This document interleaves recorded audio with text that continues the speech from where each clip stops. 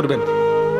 রাসূলুল্লাহ সাল্লাল্লাহু আলাইহি সাল্লাম যদি হাসরের ময়দানে এরকম আমলনামা খুলে উল্টায় আর পৃষ্ঠার পর পৃষ্ঠা দেখে ফজর নাই, জোহর নাই, আসর নাই, মাগরিব নাই, ঈশা নাই, শনিবার রবিবার, মদ জুয়া, অবৈধ উপার্জন, গান বাদ্য, নাটক, সিনেমা, জিনা, ব্যভিচার, বেহায়া, বেপর্দা সব উল্টায়।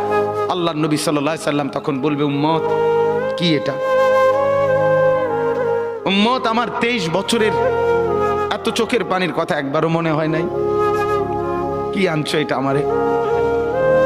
উম্মত তুমি জানো না আমি যে তায়েফের পাথরের আঘাতে পুরা পিঠ চালনির মতো ঝাঁঝরা বানায় ফেলছে আমার?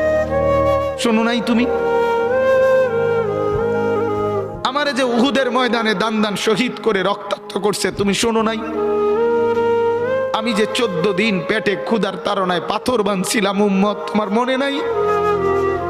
একবারও শোনো নাই আমার ক্ষুধার কষ্ট, আমার পিঠের ব্যথা, আমার দাঁতের ব্যথা, আমার কাঁধে 2টা কড়া ঢুকে গেছে উম্মত।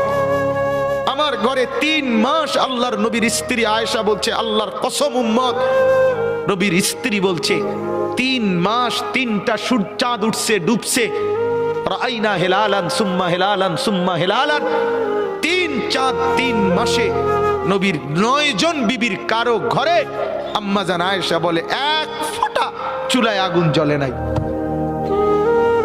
মা আওকাদাত ফি আবিয়াতে রাসূলিল্লাহ নারুন, নবীর একজন বিবির ঘরেও আগুন জ্বলে নাই।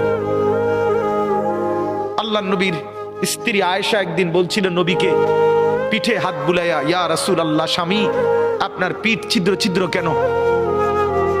পুরা পিঠ চালনির মতো ছিদ্র ছিদ্র কেন? আপনার কি ছোটবেলায় বসন্ত রোগ হয়েছিল, গোটা হয়েছিল? আল্লাহর নবী চোখের পানি ফেলে বলছে, আয়েশা তুমি জানো না আমার এই পবিত্র দেহে তো কোনোদিন মশাও বসে না, মাছিও বসে না, পোকা বসবে কেমনে?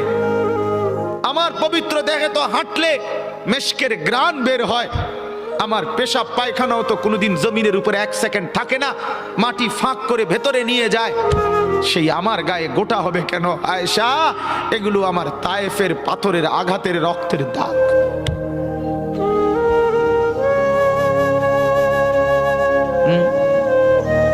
বলো না বাপ, কিছুই মনে হইল না? এভাবে ভুলে গেলেন? ভুলে গেলেন রাসূলুল্লাহ সাল্লাল্লাহু আলাইহি সাল্লামকে একবারও মনে হলো না?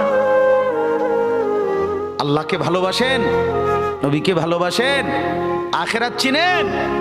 এই বাপ, আমি আপনাদের সন্তান, আমার বাবা আপনাদের মহল্লায় 43 বছর এই বড় মসজিদের ইমাম।